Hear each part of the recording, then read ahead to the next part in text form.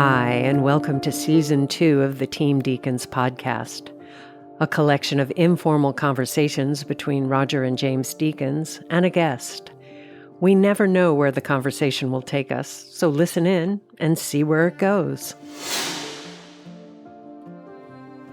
This episode is sponsored by Aperture and its new Storm XT52, the industry's most powerful LED point source light. Brighter than a 6K HMI and powered by Aperture's revolutionary Blair light engine, the Storm XT52 is both a tunable white light and also the brightest ever adjustable color LED. Storm XT52, unrivaled output, only from Aperture. This episode is sponsored by HDR by Barco, where the magic of cinema reaches breathtaking heights with cutting-edge, high-dynamic range, HDR, laser projection. Don't miss the opportunity to immerse yourself in a spectacular world of deep shadows, dazzling highlights, and vibrant colors at select theaters near you. Buy your tickets, learn more, and experience extraordinary today. Visit hdrbybarco.com. Today we're speaking with a Hollywood legend. There's no other way to say it. He's seen and been part of the many changes in Hollywood over the years, and we're looking forward to hearing his perspective. He's one of Hollywood's most respected talent agents. We're pleased to welcome Fred Specktor. Fred, thank you for doing this. My pleasure. Nice to talk to both of you. Yeah. Great. Thank you. When you were a kid, did you want to be in the movie business? I mean, how did you get to where you are today? Is this something you always wanted to do, or did you happen upon it by mistake? I think probably by mistake, because I can remember the first movie I ever saw, which was Gone with the Wind.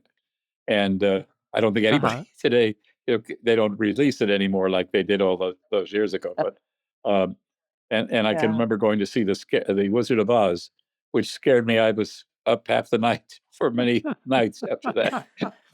And I was just a young that's boy. the industry for me. So, but it was really sort of by accident. I was driving around after seeing a movie with a girlfriend, and she said to me, "Well, you're out of college. What do you think you're going to do?" I said, "I don't know. My father wants me to be an accountant, but I don't want to be." And that's what I had studied. But I thought it was the most boring job imaginable. And candidly, I've never met an accountant that isn't sort of boring. So no disrespect to them, because hopefully they do good work. But so she said, "Well, you know somebody that works at MCA." And I said, she said, "A fraternity brother." And I said, "Great." So I called my friend, Fred Engel. And the next thing I know is I was a mail boy at MCA for $1 an hour. And tell us, what did being a mail boy sort of entail? Because they don't have them now, do you? Just send it along. You can say, just push a button and the script goes right out to them. But we have a mailroom, and then we have people who do deliveries and for birthdays and things like that, and for confidential things that maybe somebody doesn't want sent over email, and they prefer to have their script hand delivered. Right. Yeah. Some people still like a hard yes, copy. That's true. Yeah. But what were you up to then as a mail boy? Well, it started with 6 of us in the mailroom when I began, and the bottom two were delivered. They made deliveries of scripts to various people and various clients, and that's what I did. It wasn't very long. You were out of the mailroom in 4 or 5 months. Oh, wow. So did you meet Lew Wasserman at MCA? I was his second assistant when I got to be the first guy in the mailroom. And he was scary, but he was very smart, clearly, and everybody was nervous. Even the older agents were like beside themselves around him, because he could chew you out from one end to the other, and he was tough. But I did meet him again after I didn't see him for a long time, and then I would see him occasionally at the studio. But I was on the board of the Geffen Playhouse, and so was he. And I remember he was totally different, because he no longer was a powerful guy that he was. The power was in everybody's memory. Right. But basically, he told jokes there, and he's a totally different man. But he was pretty smart. People talk about him as like the last of the legendary movie moguls. I mean, what made him that? What made him that? Yeah, what do you remember of him, and what was he actually doing? Well, he was very, very smart about the way he handled his clients, and I don't recall anybody ever leaving MCA, but I'm sure they did. Clients change periodically, and although I've been fortunate, most of my clients have stayed with me or died, one or the other. I prefer that they last, that they don't. Don't get buried someplace. But he was quite an agent, and they had the best clients imaginable. They had everybody from Clark Gable to you name it, and they were as big as stars as you could get. So when you were working with him, what did you think the role of an agent was, and did that change over the years? Well, it did change, but it took a long time to change because I didn't really know much about agenting. I wasn't quite sure whether this was a temporary job, for me or something else. But I did read some scripts, but nobody gave them to you because you may remember, or maybe you don't remember, but delivering a script, and if you picked it up from the actor after he read it, and sent it to another actor when if he didn't want to do it. So because for some reason, just time and money that those things cost, and nobody wants their overhead running too big. So I had no idea that I did, because I didn't really still know what an agent was. I just knew I was working in this company that, you could hear little bits of what people were talking about, and seemed to me to be interesting movie because I've always liked meeting new people, and this business filled with that. Right. But you am I right? You got fired at MCA? Yes, I did. What was that about then? I didn't take instructions, is what it turned out. And they had wanted me to do something, and I didn't quite know how to do what they wanted really. Instead of asking somebody, I just said, well, maybe they won't remember, like a stupid college kid. And because I was just out of college, at that time. So, they said, well, you don't take instructions. And by that time I was a junior agent, but I survived, I'll put it that way. Where did you go from? Well, I went from there with a guy that I met. I used to see him all the time. He represented about 10 or 12 actors and a couple of writers in television and stuff. I guess the most famous person that they represented was a girl by the name of Vera Miles and Dan Duryea. Those would be the two people they represented, that he represented. And it's kind of an oddity about it. I filed my first tax return with him, and his brother was an accountant. Although he's retired now, I'm still with his firm. Oh, wow. So in the second company, were you learning more and more what an agent was? Obviously, I think my next job, I really sort of understood what the agent was, because I left him and was hired by two old guys that had about, 300-400 clients, all character actors. Well, not all character actors.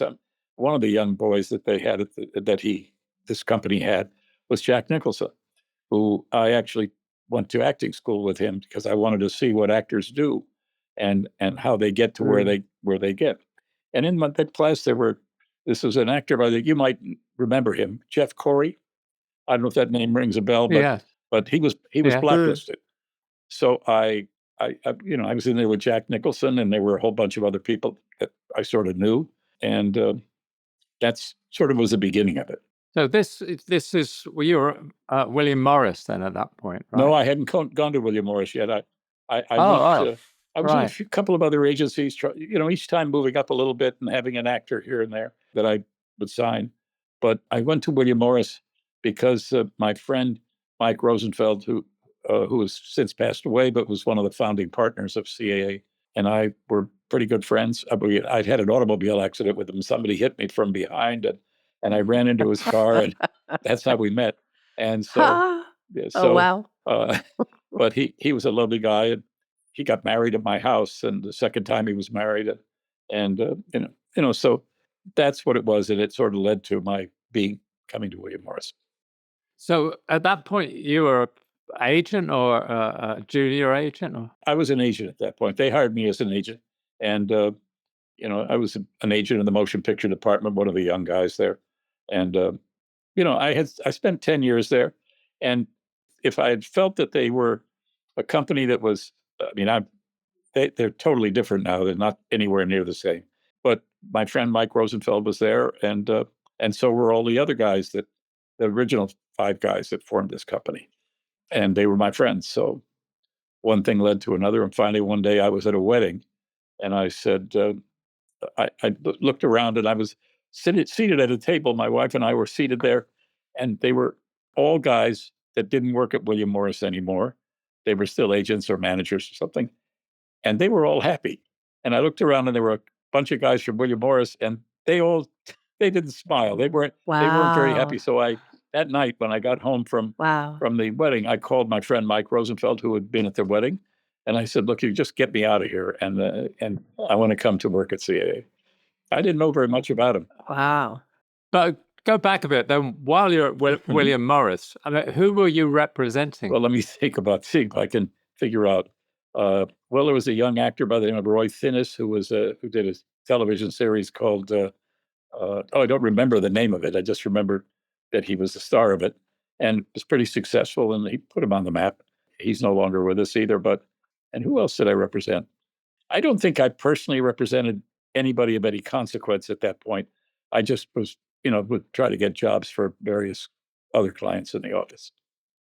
Right. And when you moved to CAA, then how did that change? Well, it worked out fine. I just I remember saying goodbye on a Friday to Rick Nacita, who I actually helped bring over to CAA, and I brought his wife as well. They weren't married at the time, but they thanked me for their marriage, and we're very good friends. We're very good friends today.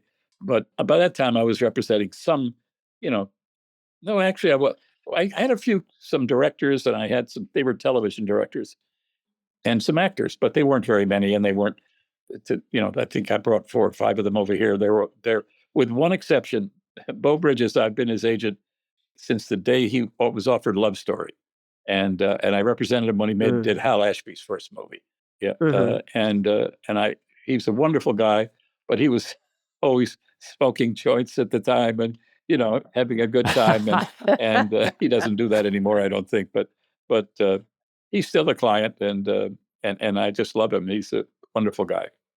Is that what you, though, as an agent, are you, obviously you're looking for jobs for your clients, but are you always looking for other clients too? Well, at this point in my life, since I'm 92, I don't really, I don't want to, sure, if you ask me if Gene Hackman was still alive, would I want to represent him again? You bet. I would try to get him but I had him. I was his last agent for 30 years, and he was a wonderful man too.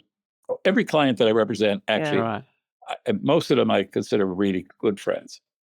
Can you tell us what year was it you went to CAA, and what films? What was happening in the film industry at that? Well, let's moment? see. It was 46 years ago. That much I can tell you. So when would that be? That would be 1980. So 70. It was somewhere in the 70s. And actually, I think it was in the 70s. I think I went to William Morris in 68, and I left there 10 years. So it was about 1978 is what I think. Pretty close to that.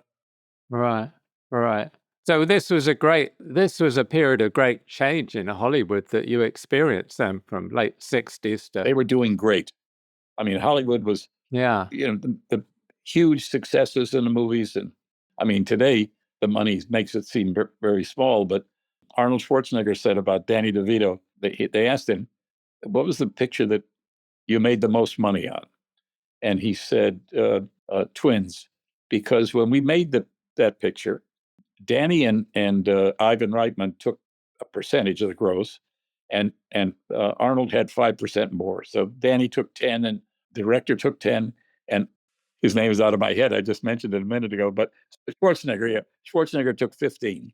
But nobody regretted a moment, because he was the bigger star between he and Danny. Danny was really just a star off of the television series, that he had done.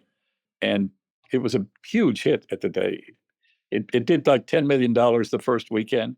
It did not $10 million the second weekend, and it just kept on going, And then, so that was a big hit, and we still get money of it. I think we're up to about 52% of the gross at this point. Wow. But can you talk about that change in Hollywood that you experienced? I mean, it was interesting reading what your son talks about, that he remembers meeting, you mentioned Jack Nicholson, but also he talks about Bruce Dern and films like Silent Running and The King of Marvin Gardens that Bruce Dern was in. What was... Yeah. No, I wonder what your involvement was, and how did this sort of industry change at that period? Well, it was changing in the fact that there had been this company called BBS, which was the name of the company that did it. You probably remember them, and Bert Schneider and I've forgotten the name of the other two guys. One of them was Bobby Darin's manager, had been, and the third guy was the guy who was the head of Columbia. So that's probably how the deal got made to begin with. Not Stanley Jaffe, but a contemporary of his. And so it was great. I mean, it was like these kind of movies, which were made by, young guys like, a lot of young directors came out of that. And I remember Jack Nicholson directed a movie for them that Bruce Dern was the star of, basically. And that sort of made him a star. It wasn't a big hit, but you didn't have to have much of a hit. But if you're making a movie for $1 million+ not unusual for that kind of money. That's hard for people to believe, but it's true. Right. Mm-hmm. But what do you think? What was behind the sort of change? How come those kind of movies were made? And also, I mean, Easy Rider and Five Easy Pieces, and you mentioned Hal Ashby. How did that diversity of filmmaking sort of suddenly flower in Hollywood in the late 60s? Well, Hollywood seems to follow everything that the last hit that was made. You'll see some derivation of that. All right. That's the beginning of other pictures until you have a couple of failures that various people make, and then they say, no, that's the wrong way. Now we're into another, and it's true. And I feel, from my point of view, sure, I went to see F1 the other night, and it's a great movie. How they did it, I don't know, but you are really riding in that car. And when I think about the automobile movies that have been made in the past, when Steve McQueen made one and Jim Garner made one, and they were like competitive. They were not really successful pictures in the real sense of the word. This movie is going to gross a lot of money, I think. It's really great. Brad Pitt's a big star, and he's great in the film. And I think Jerry Bruckheimer is one of the best producers in the business, and he really knows what he's doing. But okay, you mentioned F1, but then relating it back to, say, King of Marvin Gardens or Easy Rider, those previous films, I know times have changed, but they maybe cost $1 million or so, whereas F1 apparently costs upwards of $250 million to make. Well, first of all, you got to pay Brad Pitt a lot of money, and the filmmaker and the producer, and I can't speak for anybody else in the film, but I can tell you that we live in a different world today, and you don't see, it used to be, people would say, what are you doing Thursday night? Let's go to a movie, and they don't say that anymore. You don't have a night out for the movies. Mm-hmm. It's just not the same. It's a big process going to the movies. You have to call them. You have to find out when the movie starts. When I was a boy, you come in halfway into the lead feature, and then you just stay until you get caught up to where you were starting. Yeah, right. And the next showing, Yeah. And you didn't have to mortgage your house for a ticket. There's a difference in what it costs, but I think if you just took the fact that it cost maybe $1.50 to go to a movie in those days, if you translate today, you pay, by the time you walk out of there, you got to spend $50 on the tickets and another $50 on the food, the popcorn, et cetera, and so forth. So it's just a totally different business. And I think we're at a dangerous point, I think, in the movie business, that it may not exist as we knew it. There will be big pictures. You'll always find a special, there'll be a handful of really super directors that are just great. But, there's very few directors that people trust making those big movies.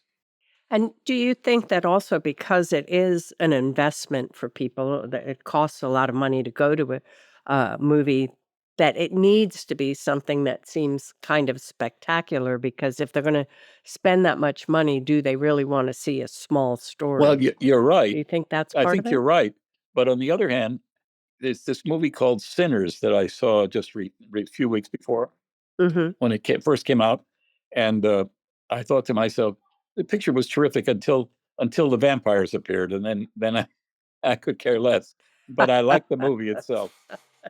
It was, Mm. and it was not made as a big movie, but it maybe certainly a big movie for the old days when Mhm. Yeah. Mm, mm, But you don't see very many movies like Lawrence of Arabia and movies like that people used to go to, and you'd talk about it for a week because it was really good.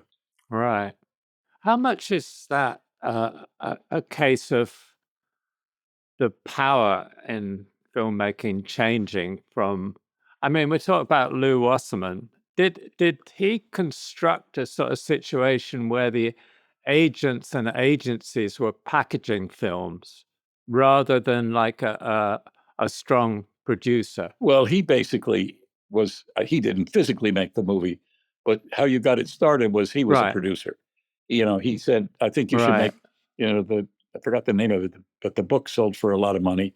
I remember that. It was the last guy that I think Frank Sinatra was in it. He won an Academy. From Here to Eternity. That was the name of the movie.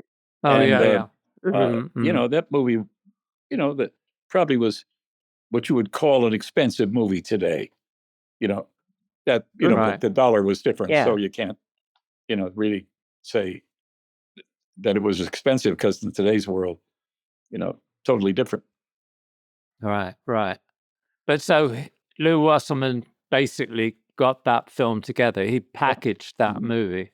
And is that what still happens now? Does that happen more because of his Well, it influence? wasn't too long ago that they made Rain Man, and I remember Mike Ovitz was the Right. guy that was really truly responsible for that movie ever being made, because there were 3 or 4 people that said no, and finally figured out the casting. We represented both of the stars, and they did great. But Right. Right. today you find there's less and less movies. If you look at, they're not even advertised in the newspaper anymore. You have to, you either go on you Right. go on your iPad and you say what's doing at this group of theaters, and generally, before you had 3 or 4 movies to choose from every weekend. You don't have that anymore. There's 1 movie or 2 movies Yeah. that come Right. out, and if you don't want to see it, you don't go to the movies. Right. So how do you feel a director such as a Hal Ashby would function in this sort of climate today? Well, Hal's career, the irony about Hal's career was that Mm. he, I love the way Matthew's last book. I don't know if you read it or not. Yeah. Had Oh, Yeah. yeah. Hal Ashby's part of it, and Hal's Right. first movie was a failure. That was the one with Bo, and he was a wonderful director and a terrific guy, but he was also, he loved weed an awful lot, and so he was stoned a good deal of the time. But he was and he was a really wonderful director. But I'm not so sure how he would do today, because Right. Mm-hmm. because I'm just not sure. I mean, he was a wonderful director, and he was a very hot guy until the very Right. end. Right. Right. He made like Yeah, 7 movies in a row that were that's correct. big, successful, both critically and at the box office. Yeah. Do you think that the director's role it has a little less power than it used to? Because it seems to me, I forget who it was that was telling us there was some movie and the director had to leave, and so they had to audition the other directors with the actors. So the actors would say whether this director was right. And I've always thought of movies as a director leading the movie. I think the director is the single most important person to make a movie. Mm-hmm. Actors rely upon it being a really good director. That's the first thing that a client would say to me. Mm-hmm. Who's directing the movie? Yeah. I remember reading a story about you that there was a producer refused to meet with Taylor Hack. Taylor Hackford on a That's correct. movie, and you sent back his Rolodex That is file. correct. Can you tell us about that? Well- how was that? I mean, it was like there was a project that you thought It was a television movie that Leslie Uh-huh. Ann Warren was doing. I don't know if you remember her, but she was Yeah. she was anyway, she was going to star in it, and she did. And I sent her a film that Taylor had won the Academy Award for. Teenage Father, it was called, and she loved it. And so she said, "Well, I'd like him to direct it." And I said to the producer, whose name is out of my head. It's out of my head purposely because I don't want to think about it. Yes. I said to him, that would you meet with him? And he said, "No, I'm not meeting with him." And he had never seen any of his work. So when we hung up the phone, I sent him back his Rolodex card. I said, "I don't need this anymore." And I never spoke to him again, ever, nor would I. I was really mad at him. Because I've represented Taylor for a long time, and I think he's a Right. huge talent. And Mhm. and Right. he when he gets his hands on a script that he really wants to do, he won't let it go until it's either gets made or it's buried someplace, and he's just one of the he's not a guy who says, "I got to go to work, I got to," he's been lucky in other ways to make a lot of money, but and he's married a fantastic actress, so who I'm lucky enough to Yeah. represent as well. All right. All right. Talking about that then, so most of the time you are sending scripts to a director or an actor or an actress Mhm. like Helen that you think will be of interest to them? Well, yes, that's true. But I don't really, I don't think I send a script to Helen unless I feel there's going to be some interest in her for the part. Because if there's not going to be Right. interest, I don't want to Uh-huh. disappoint her. And but sometimes you read Uh. something and say, "Look, we're going to have to chase after this one because there are 3 or 4 actresses that are in your age range, and you might maybe not get the part." But she's game for it but she's at a point now where they just send her this, she's a star. Right. So Right. I'm still reading 2 or 3 scripts a week for her. So they're not all great, and I Right. don't send them all to her, Right. but I tell her about them Right. anyway. And how do you gauge whether how can I put this? Are some of your clients more interested in the paycheck or the script?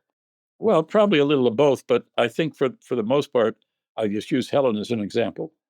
If she really likes Yeah. the script and it's a small picture, she recognizes that. If it's not a small picture, regular picture, and that when she did 1923, I like to say that could have been maybe one of the easiest negotiations I ever had because they make a whole thing about why are men paid more than women, and so Yeah. she flew to Texas with the producer and to meet with the writer, and who's really one of the hottest writers in the business today, and he's an unbelievably good writer. And so she said they talked about it. And she said, "Well, I usually I don't accept. I usually accept the picture by reading the script." He said, "Well, I haven't finished the script yet, but I got Harrison Ford is going to do this." So All I right. said, "Oh, She said, "Oh, that's great. Let me know if Harrison says yes." And then the business people called me, and I said, "You said what kind of a deal are we going to make?" And I just said, "Well, let's wait and see if you get Harrison Ford because she should be paid as much as Harrison Ford." And they did, and there was no issue about that. And she was very well paid, and she had more fun in that picture because she loves to have a gun or a car, driving a car, because she's done cameos in the Vin Diesel series that. Right. Fast and Furious. And Yeah. stuff. Yeah. Yeah. I don't completely understand packaging because Is the director involved in the packaging? I mean, because Sometimes the director's part of it. Sometimes he's not part of it. He's part of the package. By that I mean, he joins at a certain point. Because when something is put together like a package, there are not very many of them that are that, because although pictures have to be put together today without financing in a lot of different places, in different cases, because if you give the script to, sometimes the imagination of the buyer is not what you hope it is. But it's not hard. It's not hard to say, well, I'll make a movie with Tom Cruise and Dustin Hoffman. Right. That's actually a really good point. Yeah. I want to talk about the reason why you watch a film today. There's so many producer credits.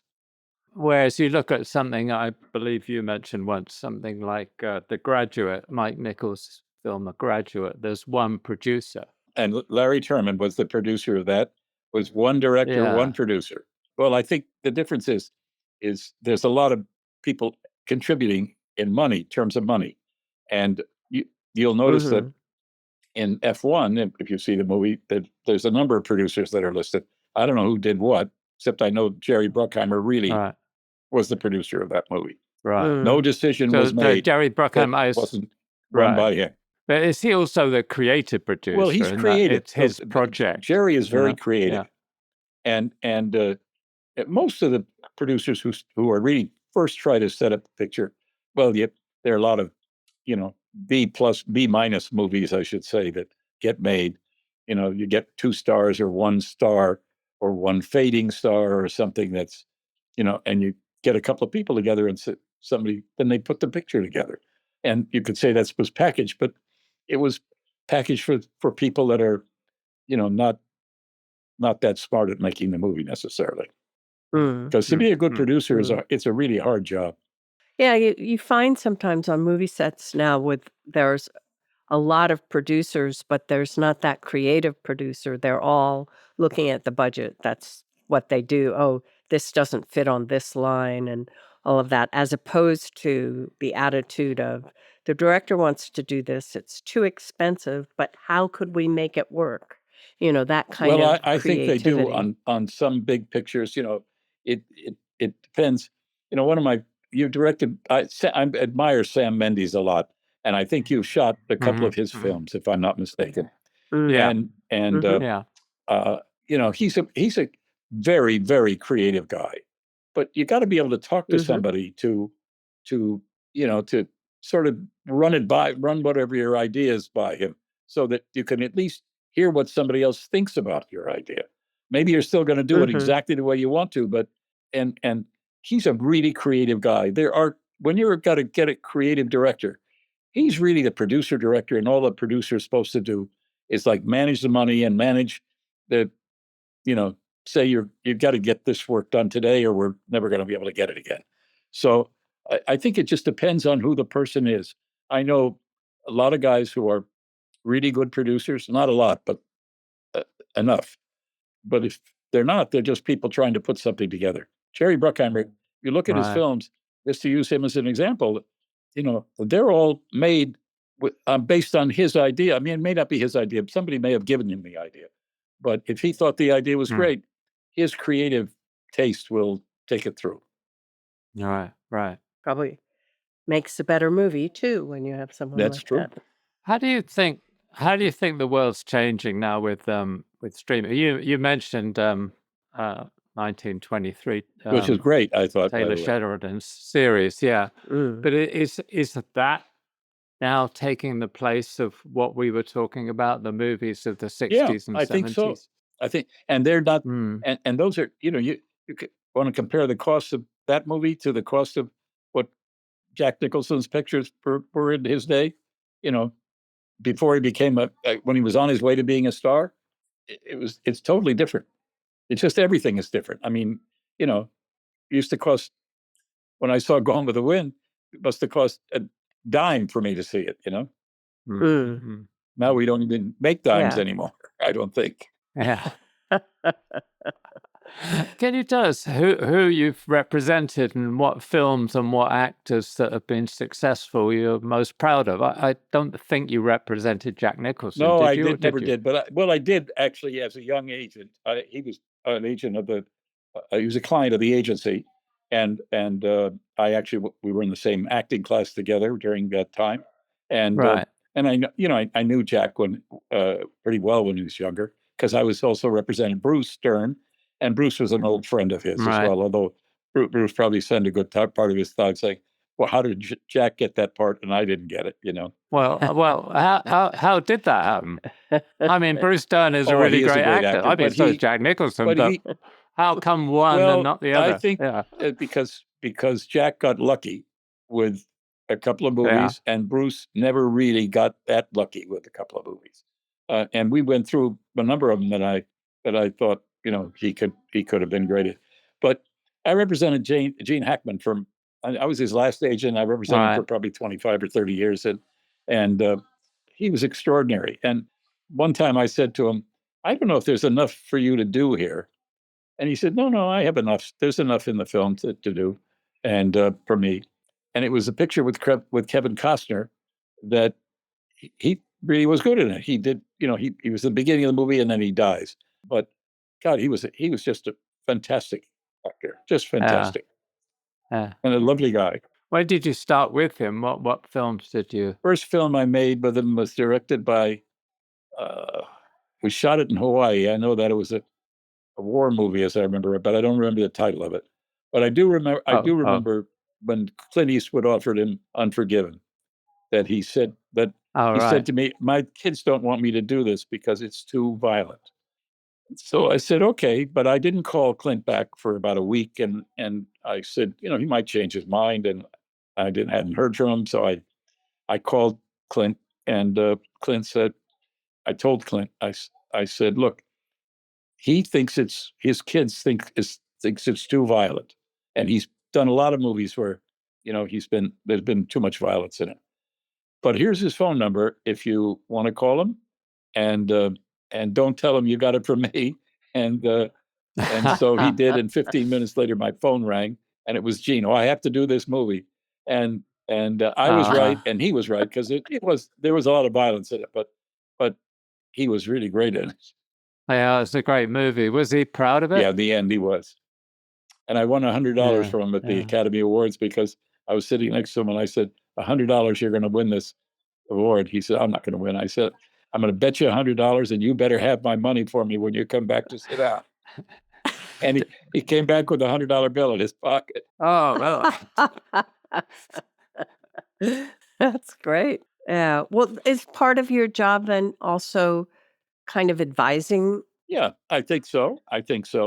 Now, there are some agents that will sort of walk a very fine line without saying what they like.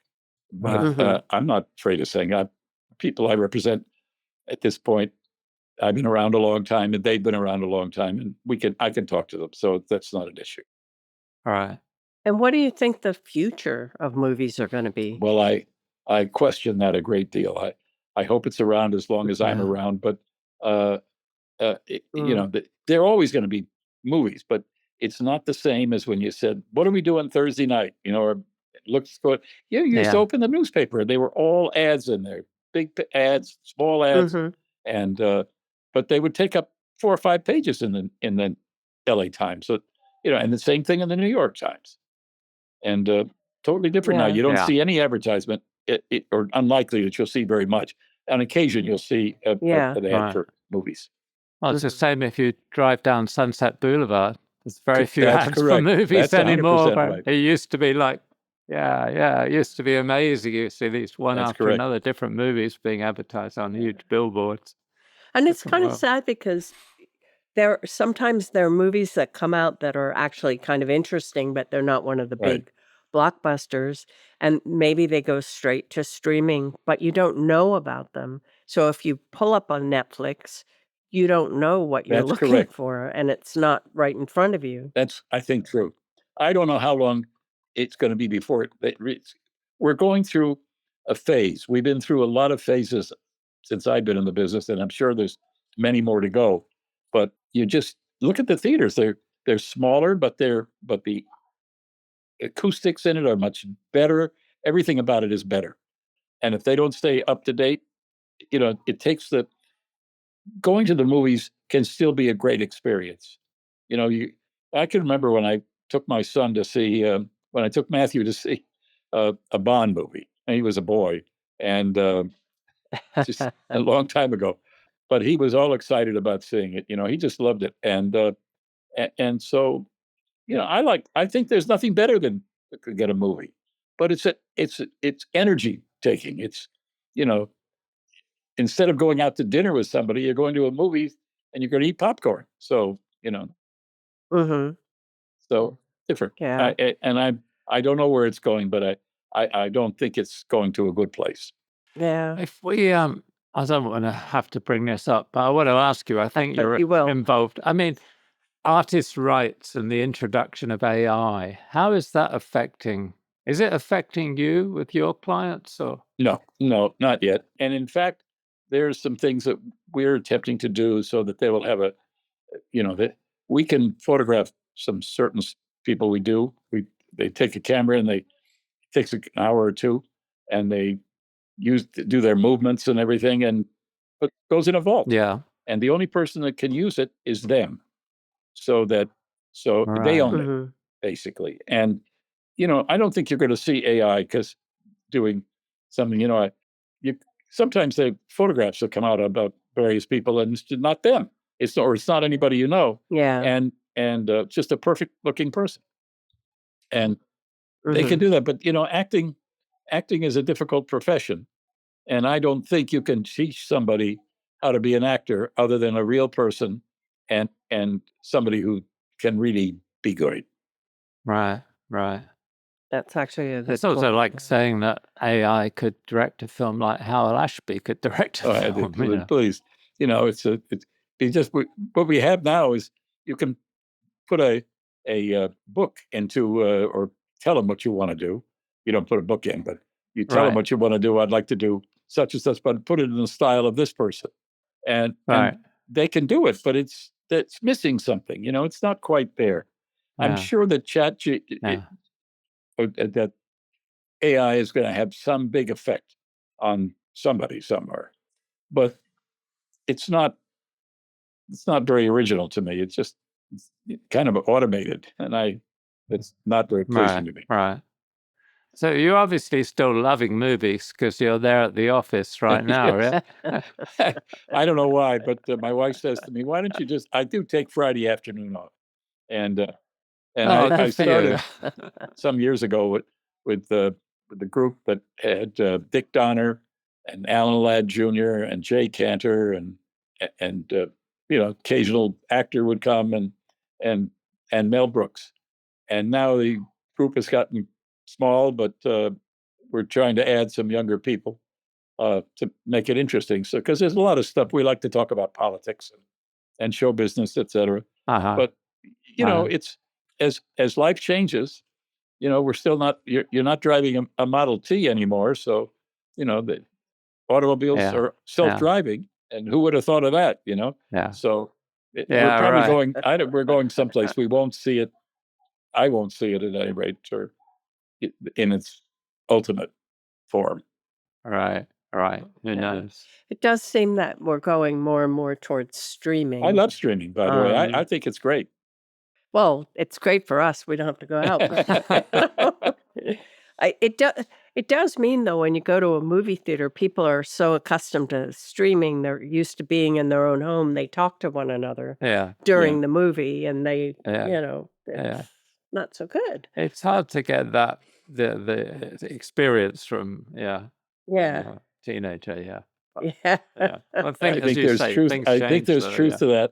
But the motion picture business always, it's not just the movie business, but look at sports today, how different it is than what it was. I can remember when Kareem Abdul-Jabbar was playing for Coach Wooden at UCLA, and everybody went to that ball game, because that was you knew he was going to be great. Right. Yeah. But now you can see such a thing better on TV because they show you replays That's of a correct. move. Because I mean, I used to go to the football in England, and now I can watch it and a replay and see the goal 5 times from 5 cameras. And what was your favorite team? Well, Manchester United actually, but I'm an Arsenal fan. I'm an Arsenal lover. So. Oh no! I think it's a great. I'm glad we didn't start with that. Football, as the Europeans know it, is one of the great sports in the world. And I talk to some people that say, well, they don't score, but if you as much. But if you look at what it is that they do and how technical it is and how smart it is and how these players are so good, really good. And it's just fun to watch. Yeah, but it's also such a kind of bringing together of society. There's no question about that. It's such a wonderful feeling going to like Old Trafford and watch. I went up one time and they were playing Chelsea, so everybody on the train was really Chelsea supporters, except for me and a mate. And we had our Manchester United scarves on, but it was great. There was a lot of banter, but I'm very a client of mine by the name of Thea Sherrick, who was a theater director and a movie director, and she is a Arsenal fan, and so her son, her boy is also, he's plays for a club, he's in school, he plays in school as well, and gets good grades and everything. But I said to him, well, we can't get you on a team. We'll have to make you an agent because we know how good you are with discovery. He's a wonderful kid. Great. Is one of the important things to be able to do as an agent is the ability to be able to persuade people? That's fun. Can you persuade people of everything? Well, I try to be, because I think you have to have an opinion about something. But if it's Joe Blow is the name on the script, it may not be quite the same as if I'm reading. If the script I've read is really a good writer, and because, but there's some scripts you don't know what the filmmaker's going to do, and so you can just know that, but you can tell if the story is good, So, but I've made some bad suggestions and I've made some good suggestions, so can't always win them all. Yeah, I think that's an interesting thing though, because you could read a script that in one director's hands would be very different from in another director's hands. And it's sort of gauging where the director is going to take the material. It's kind of quite important. I remember being caught out by that once, and the material going a totally different direction than I thought I'd read off the page. That's true. And I think that's, those things are changing in the business, but there are not as many opportunities that there used to be. Studios used to have, their production list was huge, just huge. There were a lot of pictures in development. But now they don't do it that way. They try to buy a script if they can, or buy a book that they like, and then you see it, what happens then. Mm-hmm. Yeah. So does an agency like CAA know all the things that are in the pipeline at the studios? Well, we know an awful lot. I can tell you that. We have lots of people here that are getting that information and bringing it back. All right. Yeah. Well, another thing, though, nowadays is remaking a movie or making a sequel because they know it worked once and then they're not willing to try something new. Well, I think that's true. And there's a lot of that, because you do need, but how many people, come up with something, just to use Mel Brooks as an example, look at him. People would look at some of his scripts and probably say, what the world is this, I mean, when he, right. I remember when he did the picture with Gene Wilder, and can't remember the title of it, but I should. Anyway, Gene Hackman had one scene in this movie. Young Frankenstein. Young Frankenstein, that's it. And it was one of the most, hilarious scene. The whole movie was worth that scene. But then you can say, well, Gene Wilder, when he took the thing and he stuck it in his leg, is this what you have to do? Right. Fix it. Right. Anyway, there were a lot of funny scenes in there, wonderful scenes. You know, Mel's movies took a certain kind of person to be able to read that, and also takes a Right. studio Yeah. executive, because Alan Ladd Jr. was really, really one of the best studio executives imaginable. I think he was great. He knew, you know, he's responsible for so many movies that have been made that were really unusual. Nobody else would make them, but he was great, and Mhm. he knew to leave it with the with the artists that were making it. Right. Mhm. Right. Were there any projects that surprised you? No, I don't think so. Not all of them worked, but Right. That's not yeah, no, it's surprising, not. really, but yeah. But when it worked, it was great. But you sort of knew there were Yeah. very few failures when you knew in advance that the movie that Tom Cruise and Dustin Hoffman made. You knew just from what it was Rain that it Man, was yeah. going to be a hit. Just Yeah. from the script, really. I think I don't know. I get a feeling these days scripts go into production before they're actually ready. Well, they do in some cases because they're up Yeah. against Mhm. the date that they need to start the movie, because Mm. the actors, you might have an availability problem, but not very often. I think they don't. I've never known too many movies that were not prepared enough, but you would know better than I do about that, because I'm not there and around when they're getting, the sets made. But if you have when you really have a really good producer like Jerry, Yeah. works out fine. Somehow it's going to work out fine. Right. Right. Yeah. Yeah. I'm sure they're not in the van going to work in the morning and the script has been written right No, there. but a scene could be, though. You might Yeah, be yeah, writing a scene. Yeah. Or an actor comes into the set about to do his shot with his lines written on a scrap Well, of Marlon paper. Brando is dead. You don't have to worry about him doing it anymore. But he was from early on. He was the guy that always had the lines handy. Yeah, yeah, yeah. Funny. But yeah, I think that is true, though, that a lot of times I've certainly have experienced where you're going into production and the script isn't quite there, and they say, "Don't worry, we'll figure it out." Yeah, we'll fix it. Yeah, Mm. and Mm. that's not the best way to do it, I don't think. No, it's not. It's not. Usually doesn't work out. So No. that's true. Well, No. Well, well, good. Freddie, it's been Well, I great enjoyed it talking very to you. much talking Yeah. to you too. And Lovely to see you and so enthusiastic still about the business. I mean, quite honestly, sometimes it gets us down, but there you well, I don't think you can be any other way about the business. You either have to be all in, Right. or you're just in it for the wrong reasons. Yeah. And I'm not in it for the money. Yeah. I never was. I never thought about that. I only thought about Right. make sure that the client was happy. And I just do love the business. It's really great. Different today. Yeah. It's different, Yeah. but Yeah. Yeah. Things change. And who knows where it will be going. well, I know. I don't know, but I hope I'm around to see some of the changes anyway. Yeah. Yeah. It's always interesting. Yeah. Well, it's been All a right. pleasure All right. talking with both of you. Yeah. Thank you. Our pleasure. Thank you That's all very right. much. And Thank thank you so you. much for doing such a That's nice great. job with Matthew. I haven't seen it yet. But he was great. That was brilliant. That He was really good. really good. Yeah. Oh, yeah. And it has been published on the podcast. Oh, right. Yeah. Must be just recently. Yeah. Anyway, Yeah. I look forward Anyway. to seeing it. So anyway, Right. nice to see you. I hope All to right. see you in Thank you so person much. someday. Yeah. Yeah. That would Okay. be great. Bye. All right. You Bye, take care. all. Bye. Bye. Bye. If you'd like to sponsor the Team Deakins podcast, let us know at pod@teamdeakins.com. Thanks for listening.